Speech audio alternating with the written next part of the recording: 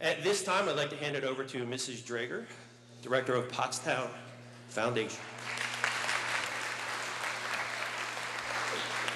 Good morning.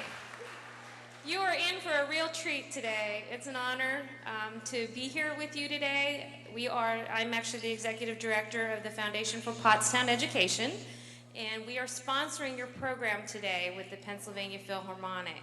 And we are so grateful that these very talented musicians are out here to share their music with you today so that you can learn. So please have an open mind, listen, and enjoy this presentation today. This is the second year they've been able to do this for you, and they will also be back for some public presentations in the spring. So if you want to be able to come out with your family, watch for that coming in the spring. So at this point, I'm going to have you turn your attention over to our program today and enjoy it.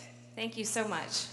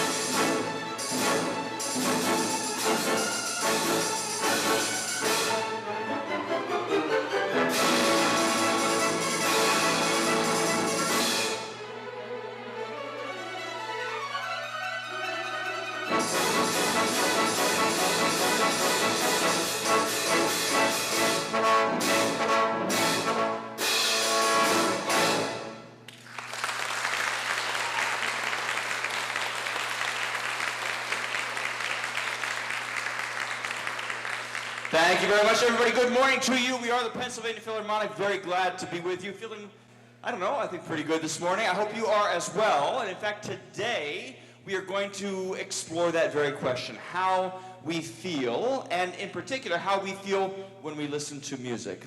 Because, you know, we find that composers, just like a poet will when he uses words, or a painter will when he or she uses paints, composers are constantly expressing something to the listener. They are expressing usually the way that they feel or the way that they are thinking at a particular time. And so today we're going to see how the choices that they make, after all, you have all kinds of options when you're writing a piece of music. You can choose all sorts of different instruments, you can choose different speeds and different pitches and harmonies and so on. We will see how those choices usually reflect the way that they are feeling, and we'll kind of see how some of those choices maybe even affect the way that we feel when we hear a piece of music.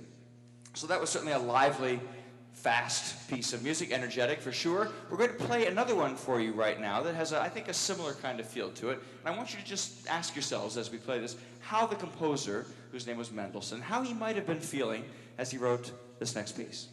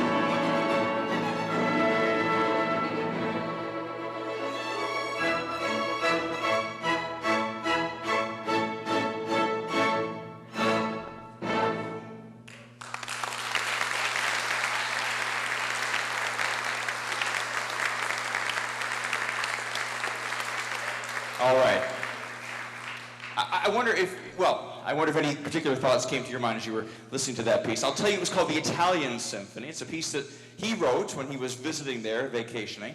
And I think you can tell that he was probably feeling, I think, rather good.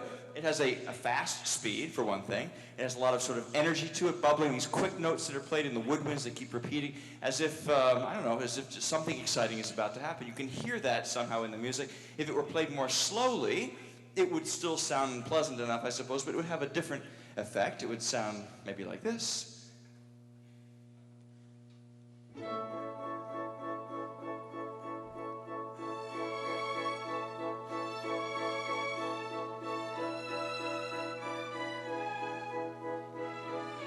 And so on. It's not quite as energetic somehow when you play it more slowly like that. You could also change something else about it. We have in music, some of you who are musicians, I'm sure you know, we have major mode and minor mode, major harmonies, major scales, and minor scales. So if you just change a couple of notes within the scale pattern that you use in a piece of music, you can change the sort of the color of the music in a way without really changing the essence of the notes that you're playing. So he could have used the minor mode here, and it would have had a very different kind of feel.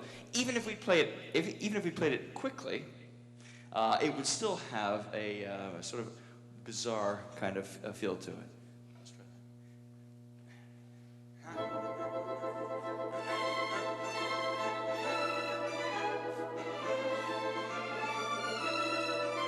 Yeah, it kind of works. Yeah, you could keep going, couldn't you? Absolutely.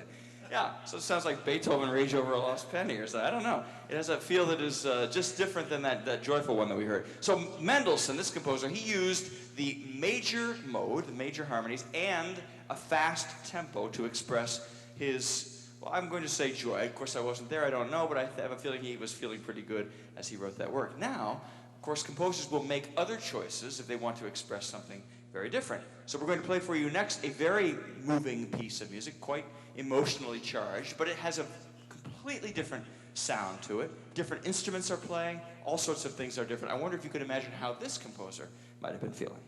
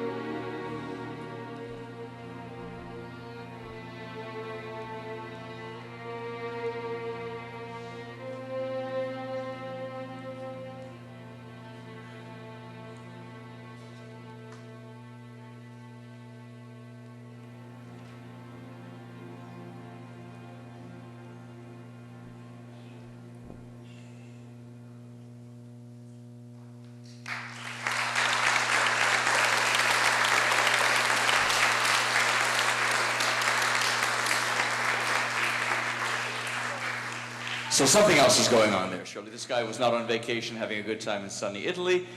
There's something else being expressed in this piece of music. It is certainly slower, and it is featuring only, or it featured only the stringed instruments of the orchestra, the violins, violas here, a little bit larger, cellos, and basses. That gave it a certain, I think, mellower quality in terms of the sound color that we heard. Also, it used the minor mode, this scale with the third note in the scale is a little bit lower than in the major mode, and that gave it a kind of darkness as well. So there was something expressing, I think, you could say melancholy, or sorrow, or sadness somehow. I mean, that's, I think, almost universally how people react to that work when they hear it. And I don't know how he was feeling as he wrote it, but certainly that is the emotion, I think, that is conveyed in that piece. That's by an American composer named Samuel Barber, by the way. So it's a very intense work, and at the beginning it was soft in terms of the volume, wasn't very loud. A little bit later on we played both higher notes, higher in pitch, and also much, much louder. And so volume has something to do with it too. I think when the volume of music is low, we can hear and feel an emotion. But when the volume of music is high, that same emotion sort of gets turned up in intensity somehow, from being a little sad to being very sad or full of grief somehow. At least that's the way I hear it. So we're going to talk about intensity in particular in this next piece, another very intense work. How do you suppose this composer, maybe not how was he feeling, but how did he want you to feel when you listen to this next work?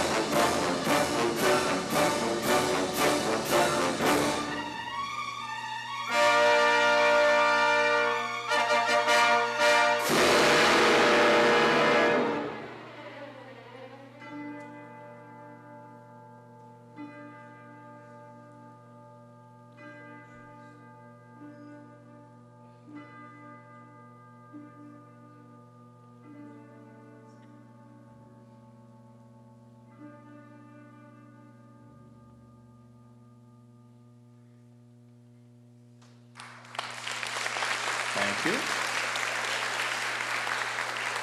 Well, I'll stop them there.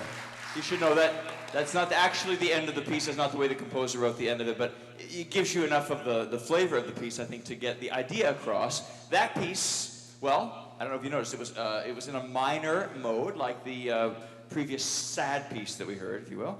But this one clearly wasn't so much expressing sorrow as something a little more aggressive than that. I've heard people describe it as sounding angry, or maybe that the composer was trying to get you to feel fear or something very negative somehow. And it comes through, I think, in both the fact that it's fast in speed. There are these neighbor tone motion, ya-da-da-da-da-da, the sort of back and forth melodies that we hear like that. And of course, in particular, as opposed to the piece we just played for you, this one featured all kinds of instruments. We had the woodwinds playing, the brass at the back of the orchestra in particular had an important role, the timpani drums, and over here the percussion. We heard the bass drum quite a bit, the tam-tam, like gong basically, and also the cymbals. All of that gave it a kind of a color and lots of accents, lots of notes that kind of jump out at you in a way that is surprising. And so those choices that composer made contributed to the sense of the music feeling, I don't know, just scary. You could imagine maybe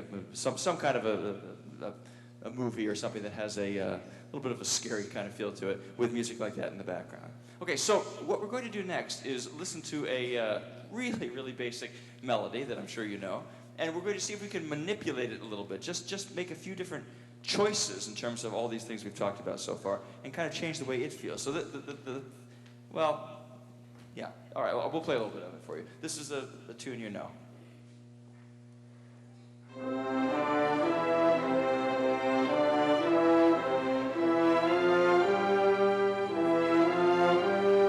So this is Philharmonic, right?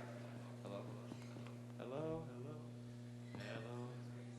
Is it working? There we go. Hi, how you doing? I'm going to do a lot of these quick back and forth in this next little section. All right, so that's Frere Jacques. Not only do you know it, it's something that the entire world knows, as we'll talk about in just a second. So that is the very basic way of playing it for you. If we wanted to change it up a little bit, if we wanted to make some choices that might express joy or happiness, one thing we certainly could do is play it faster, the way that first composer played, had the music playing quickly for us. So we could play version 2A, which is faster. Sounds like this.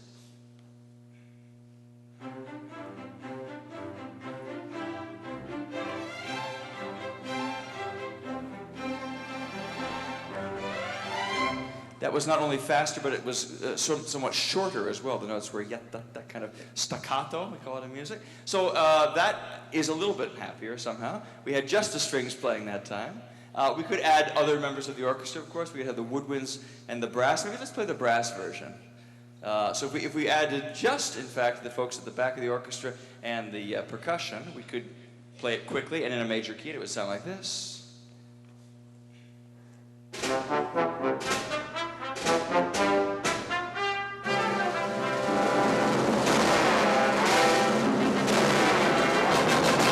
There's all kinds of options. We could add the woodwinds as well, but you get the idea. Faster and in a major key, and sort of short notes, all of that kind of contributes to that sense of liveliness, maybe joy. Now, if we wanted to go the other direction, if we wanted to express, let's say, sorrow, one thing we certainly would tend to do is to play it more slowly. We could just play the first few notes like this.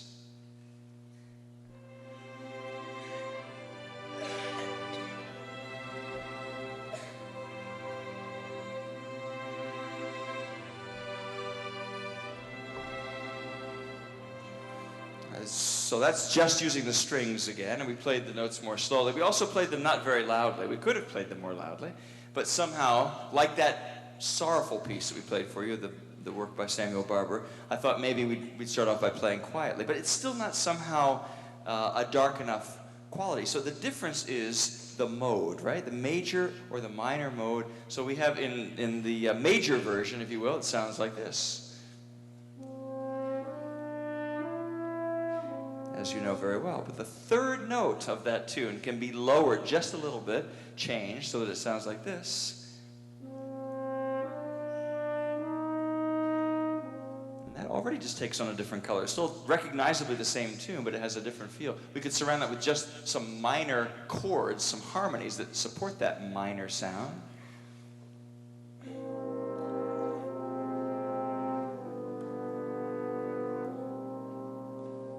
So maybe we could do this. We could play it slowly, quietly, and also in the minor mode. Another thing that a lot of audiences have suggested is to play it with low-sounding instruments, not piccolos and and flutes and so on, but instead with, let's say, the basses, the lowest instruments in the string family. So we'll try that. We'll start with the timpani and with the basses, and then we'll add the other folks bit by bit, slowly in a minor key with low instruments. We'll see what that sounds like.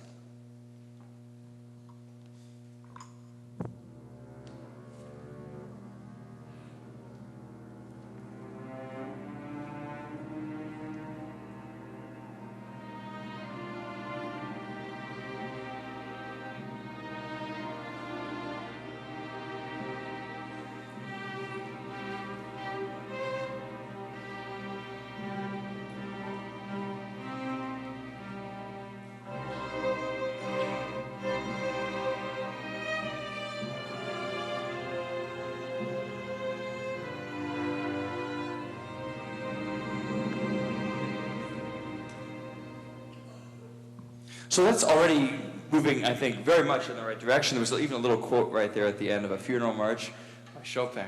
And so there is a quality about it that has that kind of funereal essence. So what we're going to do next is play that. We were just, of course, essentially making that up. That is just manipulating this very, very basic melody in different ways. So next we're going to play for you music that the composer really did spend some time thinking about. This is music by Gustav Mahler. He was a famous composer and conductor in the early part of the 20th century, and he wrote his very first symphony was written so that the third movement has that Frere Jacques theme. So he lived in Vienna, but again, everybody pretty much, at least in the Western world, knows this tune, Frere Jacques. So he had the orchestra play it slowly in a minor mode, and he started with a low instrument. So he really turned this into a dirge, or a funeral march you will hear, and it takes on a very sorrowful quality. The timpani drums, kettle drums, begin by playing just two notes back and forth, and then we have one bass player, not the whole section, but just a single one, play for us. And then bit by bit we add more instruments, the bassoon and cellos and tuba. You'll hear this kind of working, but you'll see this is Frere Jacques with a sort of dark twist to it.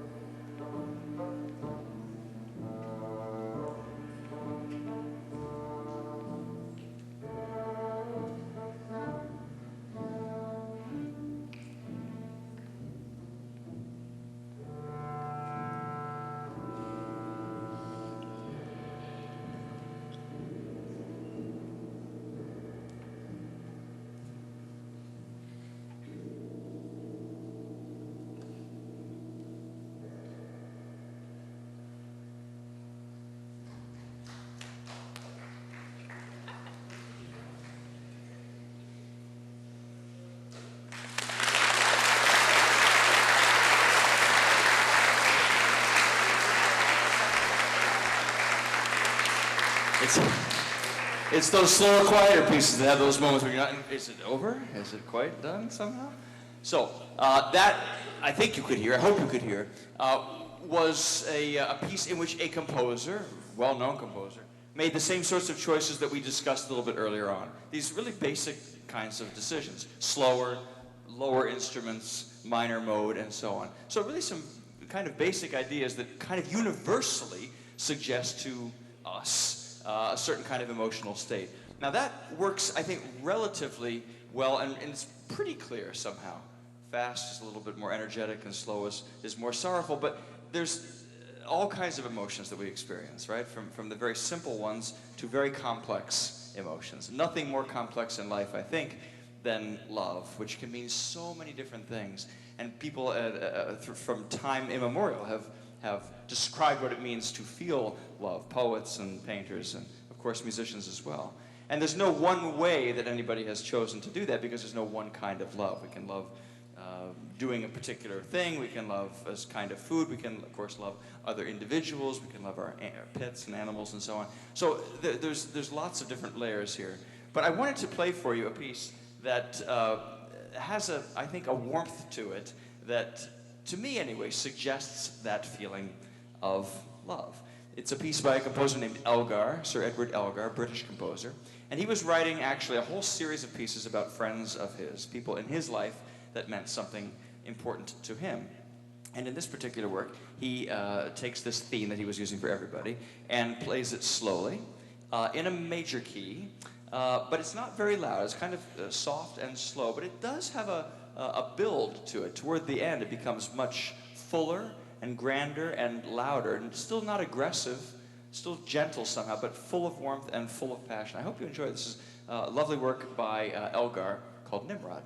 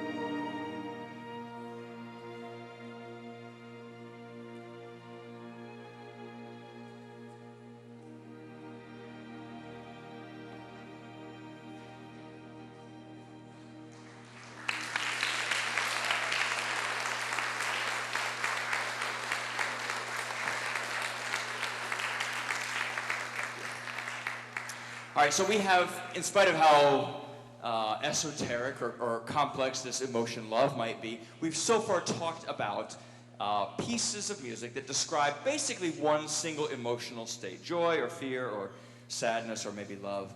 But this last piece, we have one more piece to play for you by a composer named Dvorak. This one takes all kinds of different emotional states and feelings and compacts them into a pretty short period of time. So we switch quite a lot. It begins with the trumpets, two of them playing together in unison. They play for us a fanfare that sounds, I think, confident and noble, like this.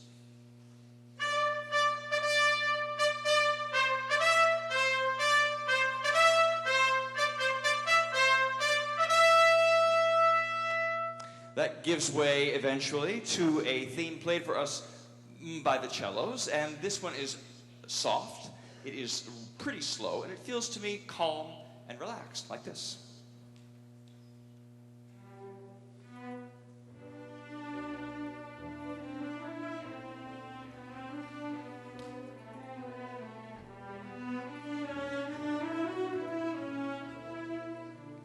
Now, the rest of the orchestra somehow hears that, I guess, and decides a little bit later on to take those same notes and play them faster, play them higher in pitch, and everybody joining in. It creates a sense of energy. It's as if this state of calm has somehow been turned into something joyful and exciting, like this.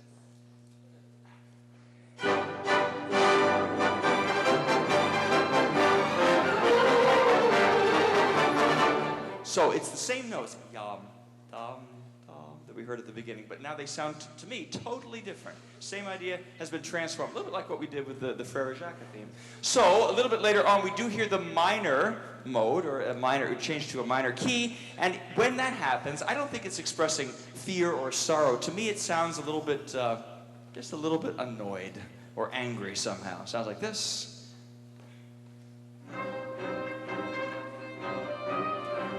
Right, and then a little bit later on, more instruments add. It's as if we take that same idea and crank up the volume just a little bit, so that that sense of being annoyed becomes really quite angry. Sounds like this.